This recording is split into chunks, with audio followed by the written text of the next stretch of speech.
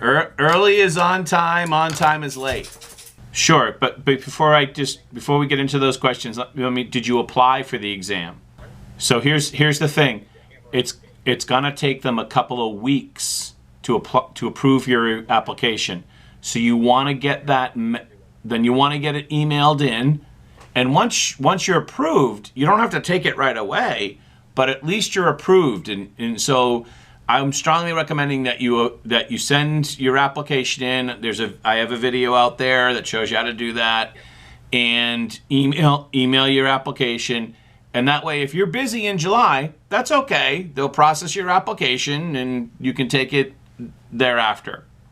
I think that's a pretty good analogy. That you're in the beginning, you're kind of are a free agent, right? And they're not going to fly you in to go visit the Chicago Bears, or it's not like one of those things. But I would strongly recommend that you set up appointments with, say, like 5 different agencies, and whether those appointments are on the phone or video chat or in person, however they happen to occur, I think that will give you an opportunity to learn about the business from 5 different people.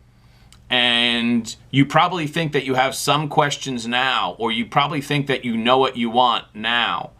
But really, to be fair, you've probably only listened to me, and I have a certain viewpoint on things.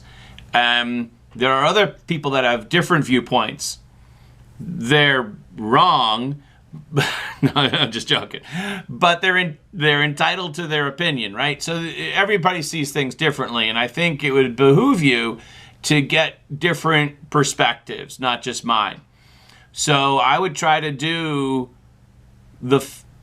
talk to like 5 different people to get a better view of the industry, so to speak, so you can make a better career decision. I'll give you an analogy. When I used to rent apartments, I would try to show people, like, I might have the perfect apartment for them, but I'd also show them some other apartments. I'd try to show them on an afternoon, like 5 apartments, so when they saw the perfect one, they understood it was perfect because they saw the other ones that weren't right.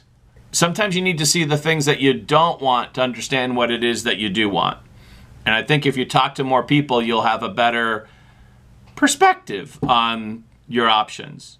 I think it will depend with which agency you're talking to. If you call up, Acme Real Estate, and you say, hey, I finished real estate class, I just applied for the exam, and I wanted to talk with you about potentially joining your agency, I would say about half the people will say, okay, great. And the other half will be like, yeah, don't call me back when you get your license. So, this is the way it is. Right. Yep. So, and the people that say no to you, well, we're probably not the right agency for you to begin with. I'm obviously going to say that there's no advantage because, so I've always wanted to work for myself. And I've gotten, even recently, I've gotten some solicitations. Hey, take your whole team and join us. That's just not me. That would never work for me. So there are definitely some markets that it makes sense to be affiliated with, especially in some luxury markets. I can think of a place not too far, a couple of towns over from me.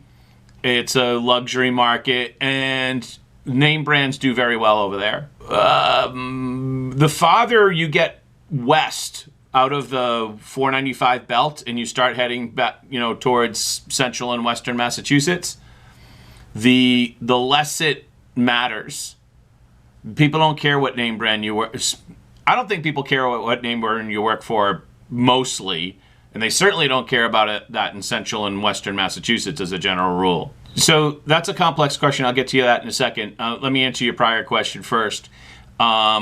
My agency is Jack Gately Real Estate, and we're what we call an independent agency. We're not affiliated with the national brand. Remember, almost all of the offices, your local Century 21 is, Bob's Real Estate Company, which is affiliated with Century 21. They're all independently owned and operated, mostly. So it's not like Starbucks, all the Starbucks are Starbucks, right? But that's not how it works with Century 21 or Keller Williams. They're all independently owned and operated, mostly. To answer your question about Western Massachusetts, your license is good, obviously, for the entire state. Things get a little bit complicated when you start talking about the multiple listing service. And in Berkshire County, there's a separate multiple listing service, and you must be a realtor to have a membership for it. Yeah, so it depends upon how west you want to be. The Pioneer Valley is not part of that. So there is one MLS system which covers about 80% of Massachusetts. And if you're just doing business, Springfield, Northampton, Amherst, you'll be fine with the what we call MLS PIN. We hire agents, absolutely. Yeah, I got 32 agents now. We don't do business in Berkshire County effectively. But other than that, we do business pretty much everywhere else in the state.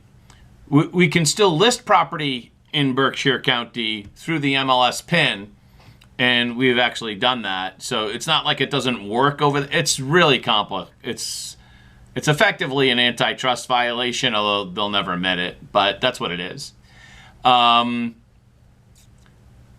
concern for you and for anybody that's making a career shift, and maybe this is just me, but in working for myself, one thing that I learned is that things usually take a lot longer to be successful than I had expected. That could be just because I'm slow. I don't know. But, right, if you're going to quit your day job, that's concerning to me only because real estate's not something you can make money at, like, right away. Okay, I like that. Okay, all right. So I hadn't heard you mention that before. So if you got both of those things, that's going to be better. And you think about your real estate career as kind of like venture capital. You're putting some money into some thing, and you don't need it to work tomorrow. If I understand your scenario correctly, you went to bed overnight, you got a couple of offers. In what order do you give them to the seller? Is that did I simplify that a little? So my answer is that the next morning you download all 5 offers that you got overnight, you re-up them to a new email for your seller, and you say, "Dear seller, dear client, hey, good news, overnight we got 5 offers on your property. I'm attaching all 5 of them here for you.